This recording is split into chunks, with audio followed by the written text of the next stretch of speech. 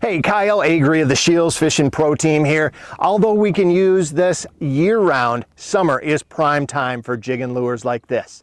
The Jigging Wrap, Shiver Minnow, Puppet Minnow, and Johnny Darter were originally designed to be used through the ice during the winter months, but they excel at triggering reaction bites from walleyes and other game fish. Now, because of their design, with a hook on the nose and one on the tail, they are difficult to fish through the weeds. And so typically we are targeting deeper water areas beyond the deep weed edge.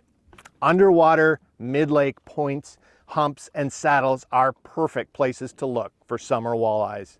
Once you find those areas, spot lock, anchor lock your boat up with your trolling motor, and you can fan cast the area, covering as much water as possible.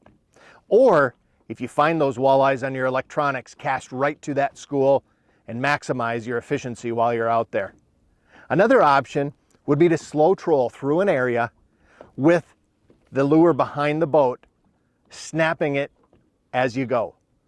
It's important to remember, we want to let this lure, when we cast it or as we're trolling it behind the boat, we want to make sure in between each of our snaps that we allow that lure to fall freely and make contact with the bottom again as we're reeling up the slack line.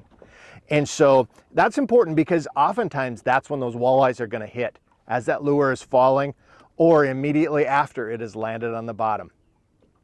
It's a great way to go out and catch some walleye, and as I said, other game fish too. When you get on them, you can get a lot of action in a short amount of time. A 6.5 to 7.5 foot spinning rod paired with spinning reel of your choice and spooled up with either monofilament or superline works perfectly. You're going to find the rods, the reels, the line and the lures, and everything else you need for your next fishing outing at your local Shields store in the fishing department or online at shields.com.